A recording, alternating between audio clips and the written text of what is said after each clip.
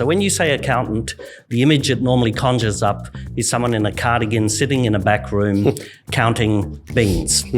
That's the image, and that is the problem. Accountants don't do that anymore. They don't do that anymore. The AI does all the boring stuff, and accountants now have to exercise judgment. They have to make decisions. They have to use the information. The accountant or the CFO or the finance manager has now a different role to play in this digitalization journey. It is not that you are sitting in your finance department doing the numbers, doing the accounts, and then submitting it end of the quarter and then going through the audit process. No, you need to be part and parcel of that digitalization process.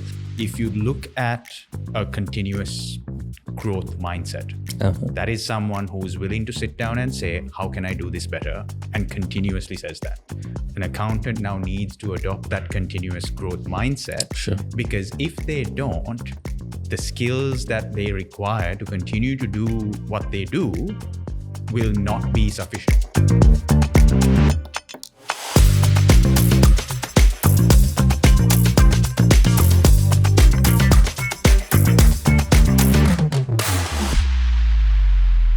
Hello, you're with Echelon and we're discussing the accounting profession's role in economic growth, potential, challenges and opportunities with a panel from CPA Australia. In the studio with us are Professor Dale Pinto, who is the chair of the board of CPA Australia. We also have Kaushika Jayalath. Kaushika is a board director at CPA Australia. And we have here also Dinuk Hettiarachchi. Dinuk is the Sri Lanka Liaison Representative of CPA Australia. Gentlemen, welcome to Echelon. Let's start with you, Dale, right? I mean, it's an interesting time we're living in. The risk landscape is transforming rapidly. You know, it's not just due to the traditional reasons around, managing cash or liquidity management or managing operations. It's because of also the pressures of technology, the transformation that's doing, and also how economic models have changed to respond to, global supply chains, etc. Right? For finance professionals, in the private sector, what are these?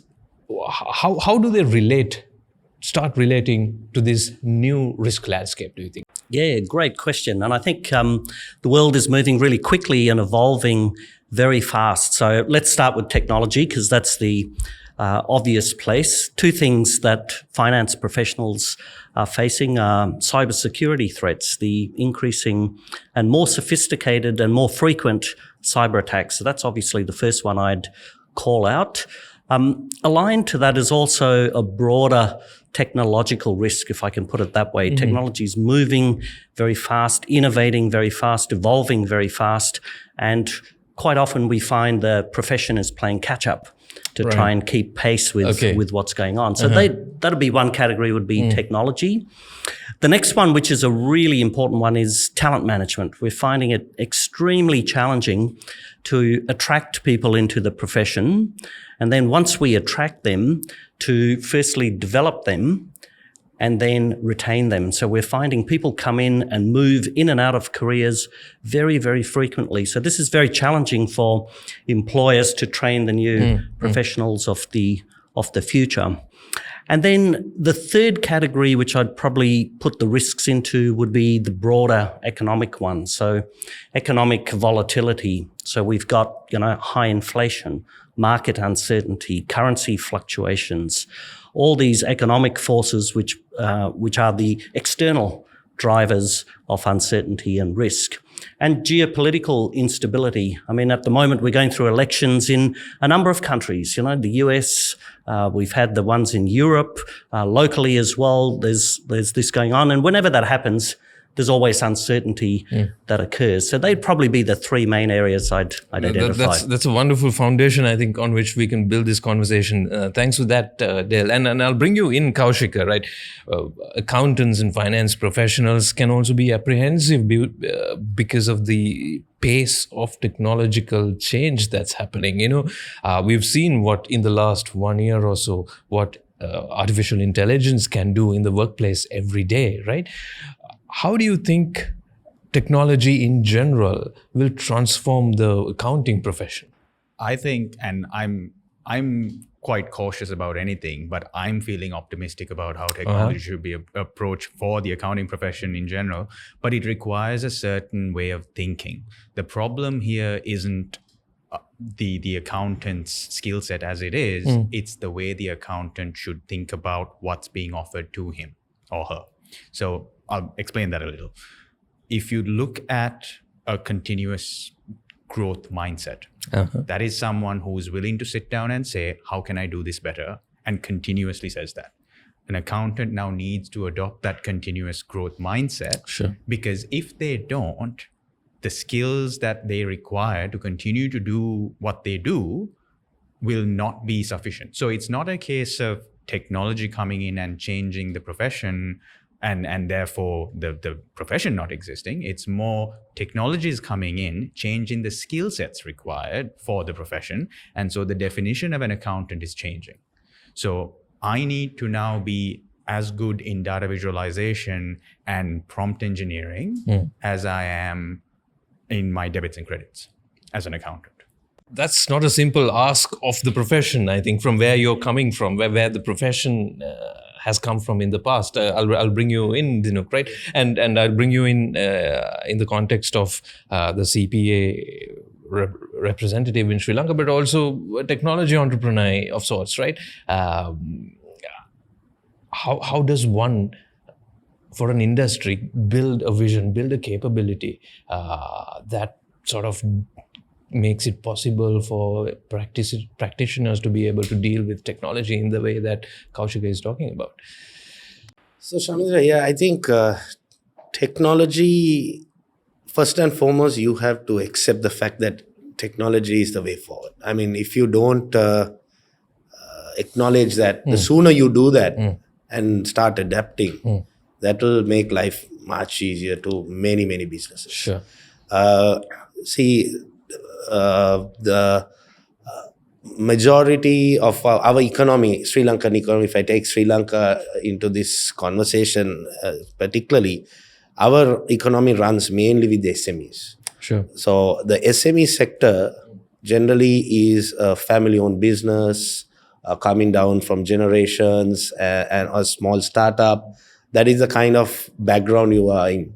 And it is always the second generation coming into it or the third generation coming into it, always have that gap between the generations within the companies where I had a way of doing things, it worked. Now the next generation is coming in and now they're trying to do it a little differently, and you have to do it differently if you are to survive.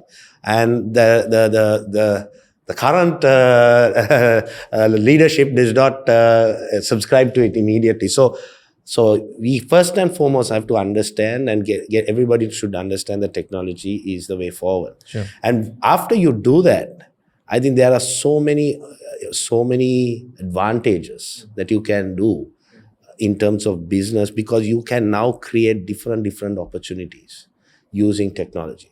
And especially now in the last 6 months to a year, what happened in the space of AI is crazy. I mean, it's now mind-blowing.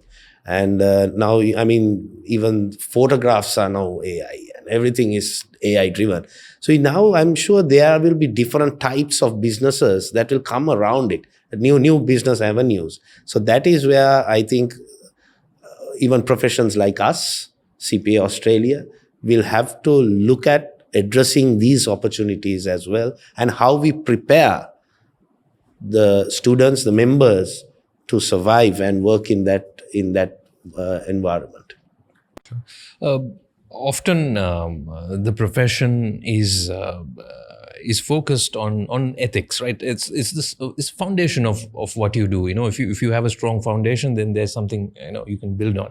And also then, Dale, you talk about the 3 challenges: technology, people management, and also the kinds of economic shifts in the landscape, the big volatilities that we are seeing.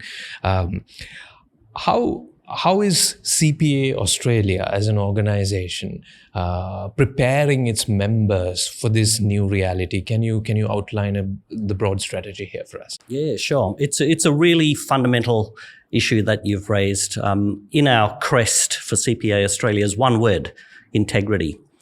This really underscores the importance of us being trusted advisors to our clients, to the community, to the government. So it is fundamental to be ethical practitioners, to have the confidence of the community. I think in terms of CPA Australia, there's really probably four things I'd say as to how we do it. So I'll give you the formal ones, which is our educational ecosystem, if I can describe it that way. So our flagship program is the CPA program, and we have got a compulsory unit in ethics and governance. And we think that's really important. It's not just doing the technical stuff. As Kaushika said, this is a mindset. People need to have an ethical mindset, and we need everyone who does our program to have that as part of the program. But that's just one part. So you do that as part of the program. The next part of it is your continuing professional development. So once you qualify, you've got an obligation to keep up your qualification. And we have modules in there, including ethics in practice and dilemmas. So people can work through scenarios and actually see, in this situation, how would I react? What would I do? What are the challenges? How's technology changing it? So it's a really dynamic way of learning ethics while you're practicing, which is very different.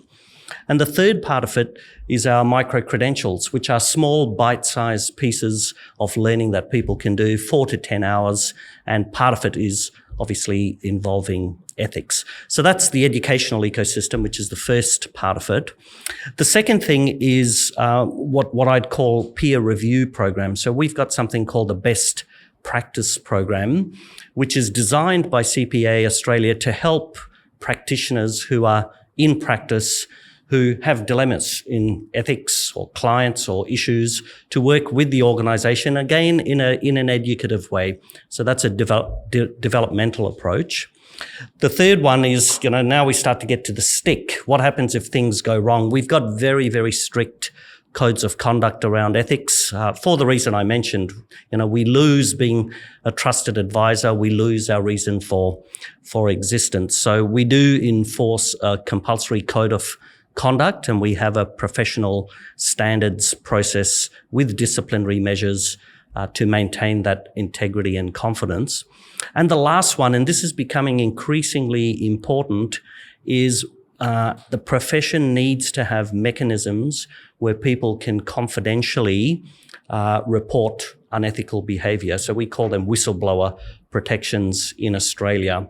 So you can imagine someone in a big firm who is working as a junior auditor, for example, sees something wrong, finds it very challenging to report that up to one of his seniors. So we advocate for, there should be some other independent mechanism that they can go to in order to do it. So really it's an amalgam of all of those things, but it's multifaceted because the nature of ethics is it's always on. So it's not a binary thing where it's, you do it with the program and then you switch it off. You are faced with ethical dilemmas all through your professional career. Sure. Kaushika, you are a professional in Australia. You possibly have a good idea about how the Australian and New Zealand markets are adapting to challenges. You talked about the need for that continuous improvement mindset, right? Look at, if you feel Australia and New Zealand are somewhat ahead of where we are, if we assume that, what do you think we can learn about what's ahead of the curve for Sri Lanka and practitioners in Sri Lanka? It's interesting because what you're asking is effectively, what can you learn from a more technologically mature area? And that doesn't have to just be Australia and New Zealand. It's a lot of other regions. And for whatever reason, it could be they've got more capital to spend on something like this. They've got the ability to invest and fail forward. It's not something that Sri Lanka has in the current ecosystem, in the current economy. So if you're doing something, you need to get it right? And so that's why that learning is important. First thing is, as Dale mentioned, that ethics piece still applies to technology too. I work in a major technology corporation and they hired me not because I have an IT degree, but because I'm a CPA member. Because they recognize that as a CPA, I have a certain level of ethical standard when it comes to anything related to finance, not just the accounting practice, but data privacy. If I'm going to speak about any kind of finance transformations and it impacts the regulations, it impacts the accounting standards, I'm going to know what that is. So that ethical consideration still applies even from a technology standpoint, because then you think about going into a new idea, but you stop yourself and go, what are the ethical considerations here? What are the risks? How do I mitigate those risks? And that governance lens comes in as well. Separate to that, there's a if you look at the economy there as it is and how technology is being adopted, there's a very interesting observation that more than even employees, it's students that are running the adoption of technology. Right now, the studies done in that region say students, university students, for example, save more time by using tools like ChatGPT than employees do. And that tells me that students understand the benefits of it and therefore have that learning and growth mindset we were talking about before as well. And they know how to innovate with it. If you could tap into that as almost a think tank, then that gives you the ability. Now what you need is structure. Now you need a proper governance framework and a structure to allow those new thinkers to go further. The third part of it is, it kind of builds on the governance piece as well, is employees need to be given guidance on how to adopt technology. So if we take AI as an example, if you ask me to create a report and I go and put all of your company's data into ChatGPT, and then it gives me a report, but now that data has gone to a place you don't know where that is. But am I wrong? Because as an employee, you never told me not to use ChatGPT. So there's a clear requirement for an AI policy. You need to give your staff, it doesn't have to be 100 pages, it could be 2 pages, but a policy that says, here are the do's, here are the don'ts. And it makes it very clear, and these are the guardrails you need to put in place. And that's not just AI, that's any technology. Having an AI inventory list, making sure you know what tools are available. All of that comes into play. And the last point I would make is you need to be crystal clear on the problem you're trying to solve so you do not get distracted. And that is what we are seeing largely with AI. Everyone jumps into it, not understanding what's the core problem you're trying to solve. At the very beginning, you mentioned, we need to manage our liquidity better. What does that mean for a business from the context of AI? Well, if I am an accountant, that's my cash flow forecast. All right, I need to build a, say, 12-week, 13-week cash flow forecast. Can I use AI for that? If I'm going to use AI for that, what drivers do I need to feed it? What are my cash inflow data? What is my cash outflow data? Is my data clear? Because if it is not, don't touch AI for it. And so all of these considerations come into play. So if you've got the right guardrails, the frameworks, and you're crystal clear on the problem you're trying to solve, and your organization has a growth mindset where everyone's willing to say there's probably a better way to do this, then you'll have good outcomes. So I'll ask the two of you to weigh in on what Kaushika is kind of framing here, right? And I'll ask you to sort of look at it from the point of view of an accountant who has to now roll up his sleeves and understand, okay, they're not bean counters, but I certainly cannot be any reflection of a bean counter. We have to sort of bring a lot more value to the table. And hey, look at what AI is capable of doing, right? How do finance professionals what do they need to do? What's that roadmap? What do they need to change in their approach? Let's start with you, Dale, to be more relevant in the current context. Yeah, so I go back to the skills and the mindset and the culture that Kaushika started to talk about. So we've always had a strong technical focus and attention to detail. So when you say accountant, the image it normally conjures up is someone in a cardigan sitting in a back room counting beans. That's the image, and that is the problem. Accountants don't do that anymore. They don't do that anymore. Yeah. The AI does all the boring stuff, and accountants now have to exercise judgment. They have to make decisions. They have to use the information. So I think to me, it's that shift from being strongly technically focused. Sure, you still need to do it. So I'm a tax person, so I still need to know what the Tax Act says. But I need to move from that to what I'd call, interdisciplinary and contemporary skills, which are those things on communication, communicating with your client. The machine doesn't know my client. All of my clients are different. And that's a human skill that you develop through building rapport, and you know how they are. So, in Australia, we've got lots of farmers, and most of them you do the tax for.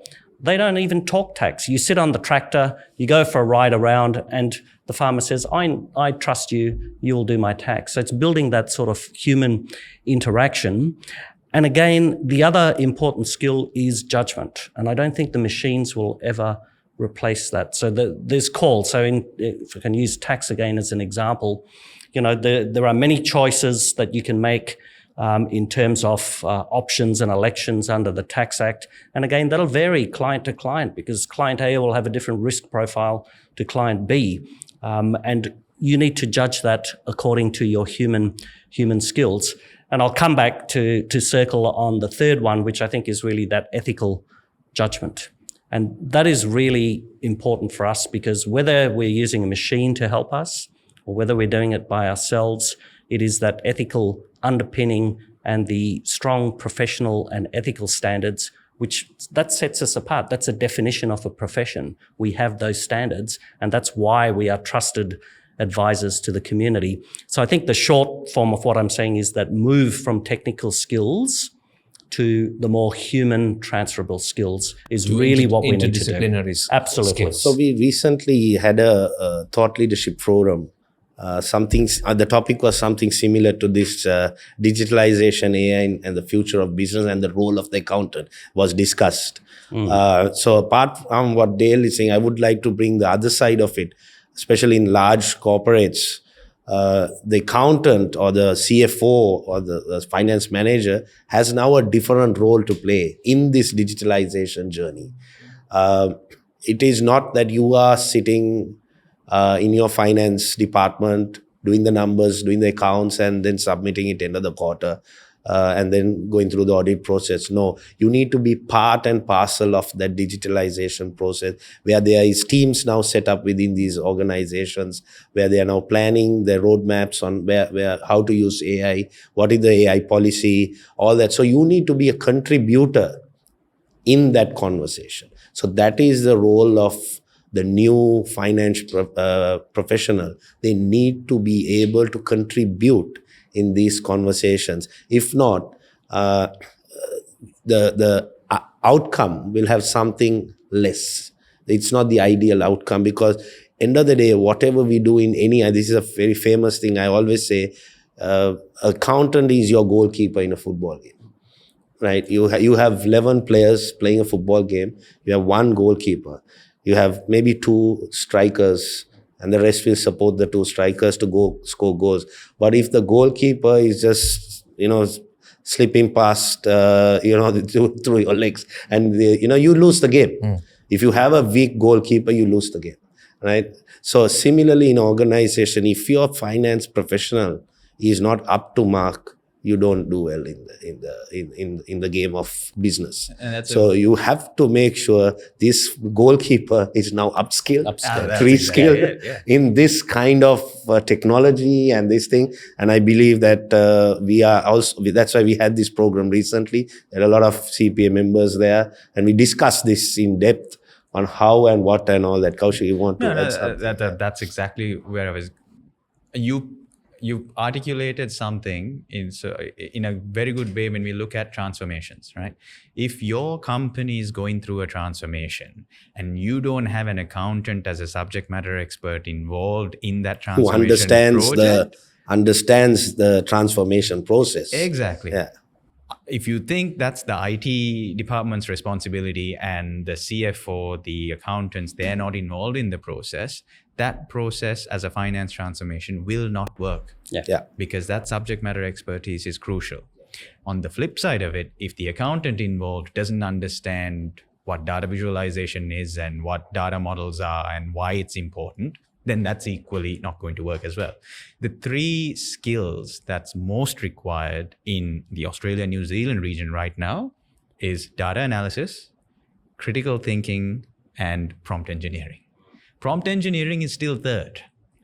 Data analysis, critical thinking, meaning problem solving, is still 1 and 2. And Kaushika, to follow on from that and what Dinuk was saying as well, I think before, my image again of sitting in the back room is the typical siloed approach to the way we used to operate. But now I think what you've heard from both of my colleagues is that we are having to work as part of teams, integrated into teams.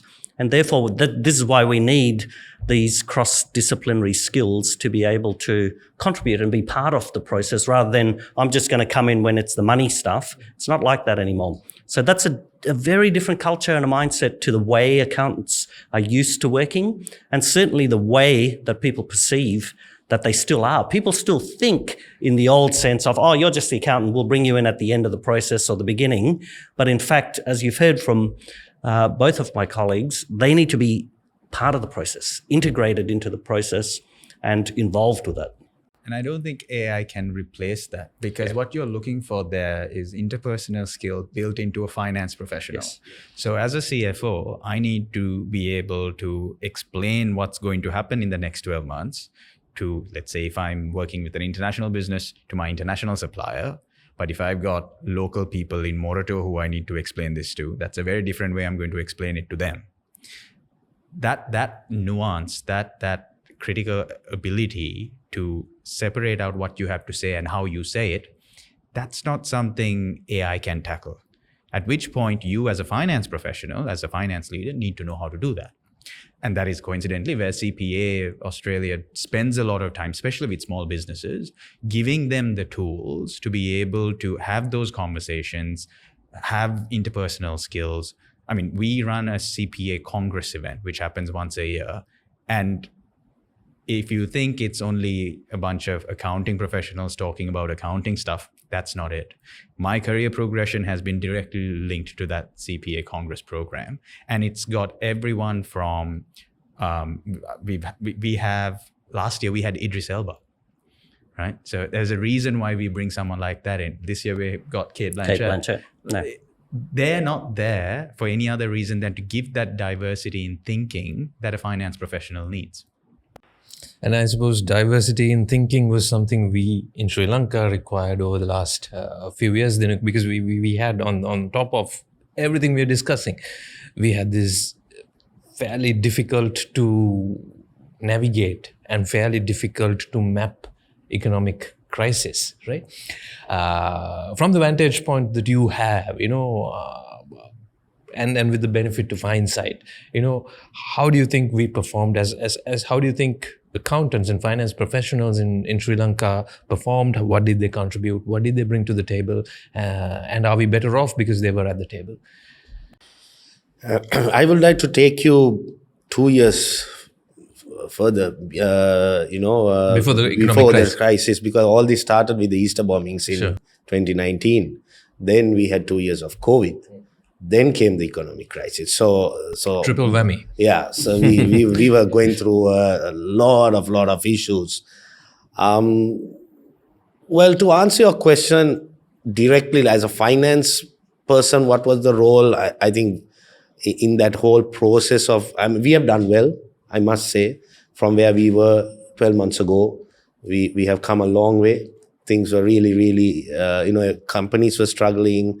And we had a massive brain drain happening.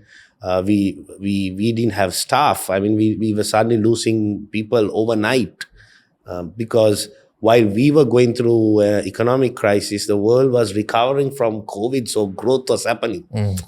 Right, so there was a lot of opportunities elsewhere, and so our intellect is generally very good and accepted worldwide. So they've been picked up so soon, and with all these issues, they left. So I would like to just talk a little bit on the role of the public sector, right. And where a finance the importance of a finance professional in that discussion. See, most of these government sector accountants and professionals are not professional accountants, right? They're not professional accountants. They do understand accounting and all that, but they're not professional accountants. Sure. So the way they don't work with international financial standards, correct, they work with right? cash in, cash out. Cash in, cash out, and they do not think any other way. I'm not trying to find fault here. This is the system that we have been always used to for so many times. Now we have the opportunity, Shamindra, to change this. Right? Because now we are resetting a lot of things, right? We have come through this economic crisis. We have a lot of reforms to do.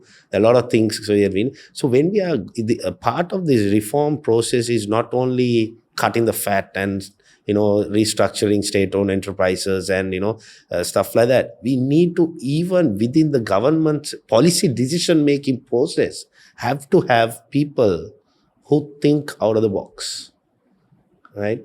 If we are to make Sri Lanka a powerful country within the region, and to be powerful in this day and age, size does not matter. Right? You don't need to be a big country in terms of numbers and size. In terms of population, Australia is not much more than Sri Lanka, right? Exactly, right? Absolutely. So it is how much of technology you adapt, right? And to do that, we as private sector can, of course, bring in this to the table, but end of the day, everything has to go through that public sector channel. Nothing happens in any country where you have to link, even you pay your taxes via the public sector channel. You form your company via the public sector channel. Right? So all that has to now modernize. See, otherwise you're just creating a bottleneck for the country. I'm talking from the very macro level, right? So if we are to make sure that we are giving fantastic services to our citizens as well as investors and attract FDI. So this is what we need now. We need to attract and reposition Sri Lanka. So there we think we discussed this recently, was we have to make sure that we get professional accountants into these discussion forums and get that opinions, and then these guys will make you understand it a little differently. That is the call of the hour now. Because practically speaking, if you look at that statement, what does a professional accountant have? So let's take CPA Australia as an example. If I'm a member too, I'm a board director of CPA, but I'm also a member of CPA. I have a certain number of professional development points that I need to maintain, which means on a yearly basis, I'm watching webinars of people talking about best practice from around the world. I'm going into the CPA platform and learning new ways of doing things. I'm acquiring micro-credentials where I can. This is all now embedded into my system, which now means I understand what best practice is, but I'm also continuously asking, is this the best way to do this? And that mindset change will then... That's what we need now in that discussion forums, because otherwise we are always thinking too traditionally, and then we can't take this digitalization or transformation, the right word, the transformation to be successful. So need to think. I think the youth today, this creative and innovative thinking that we are seeing an increasing need for, I think the youth are well placed to do that. They're willing to challenge, and I think the profession's always been seen as slightly claustrophobic or stuffy. So I think we've got to change that image, because we're not. And the public sector should not be that bottleneck. Correct. Yeah.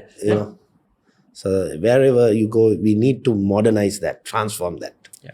And that is now very critical for us. Yeah. You talk about this need for the public sector to be significant in its contribution, and I suppose what also do you mean by that exactly, Dinuk? Now, in the private sector we use international financial reporting standards, or they are equivalent in each of these markets. That brings concepts such as accruals into play, which is something that's not there in the public sector.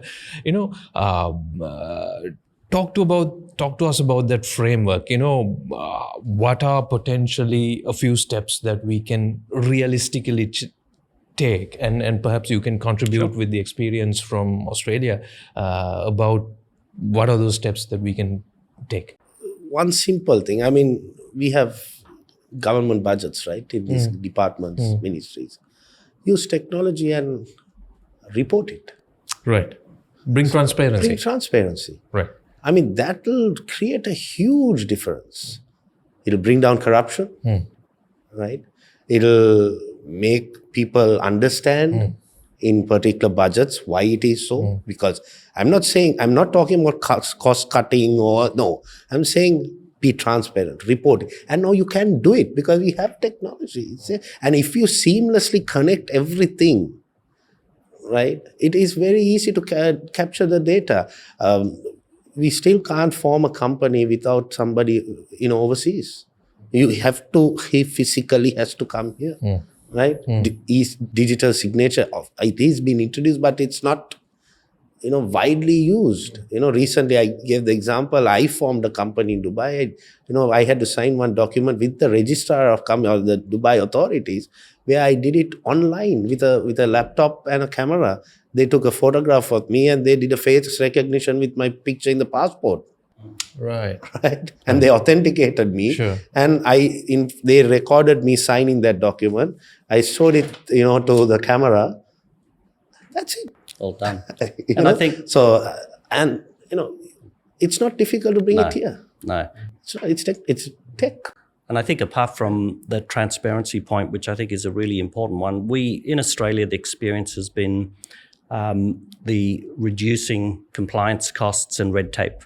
So people dealing with the public sector or the government find it as a cost on business that can be easily alleviated. It's all connected now. So a lot of the information in the government you can deal with electronically. So I think there's that aspect about, work smarter. Let's work smarter with the government, and let's not have, again, governments have got the perception of being the roadblock, the impediments. Nothing's going to move. My permit's going to take 6 months. Why is it taking 6 months? I'm in 2024 when you can set up a company in a minute online. So I think it's getting beyond that and also building the trust. So I think the transparency point is very important so that, again, the community can deal with the government, trust them that they are disclosing everything and do it as efficiently as the private sector needs to move forward in an innovative way. We are in an election year, Dale, so most of these things are spoken about in their manifestos. It's always in policy. It has been so for many decades, but never implemented. Now is the time. And the professional accountant, because we simply hit a reset button. So now, and even the general public understands that, okay, you need to do some changes, right? So this is the ideal opportunity to do that. And the foundational values that accountants possess, from the ethical training to the principles around how you govern, how you use finance, right, as a tool, can contribute to this. Yeah. That's where we, as a accounting profession, we have a huge role to play. And coming back to the point I made earlier about you need to be crystal clear on what you're trying to solve and your use cases. If you are, you'll recognize that the technology needed is not that expensive because chances are someone else has already solved this. Exactly. And when you learn what those best practices are and how to go about it, and you're not reinventing the wheel, then all of a sudden you understand, all right, I now have a way to cut down costs moving forward. I now have a way to make this process more efficient, and there's something in it for me. Because at the end of the day, that's what it'll come down. It doesn't matter whether it's private sector or public sector. How am I benefiting from this? And you see the long-term benefits out of it. From experience, just in Australia, universities do this really well. Universities, they make it a point to partner with industry partners. So they don't go about this on their own. They always find industry partners for any research that they do, but also now the education piece as well. Taking an accounting example, if they're teaching students accounting, they pair that with technology providers so that they learn the accounting software at the same time. Why do they do that? Because now it's going to make that labor force that goes out to market as graduates a lot more efficient. You cut down 6 months of their training time because they don't have to learn the software anymore. They're already certified on it. That line of thinking will change how we approach the problem. This has been a wonderful conversation where we covered a lot of ground. I'll ask you just to take a minute if there's anything in conclusion you want to add. I'll start with you, Dinuk. Yeah, so I'm a firm believer there is a lot of opportunities in adversity. So we have an opportunity now as a country, as a professional, as an individual, to look at what is there available and look at what is in front of us and rethink. There will be new business lines that will open up. How the world works is different now. So look at these opportunities and then start preparing yourself to take advantage of these opportunities. Kaushika. You're not in it alone. I think as a country, there is so much potential to grow on the talent that's there. All you need is to put in the right guardrails, to upskill yourself in the right way, and have a continuously growing mindset or a learning mindset. Yeah, I think, I'd use the phrase, be the change. We shouldn't be afraid of any of this. I think we're all well placed to take advantage. I'm a glass half full person, so I think there's lots of opportunities, but we've got to be prepared to make the jump and learn these new skills and work in teams and innovate, try quick, fail fast. All of that sort of stuff is now part and parcel of the new way of operating.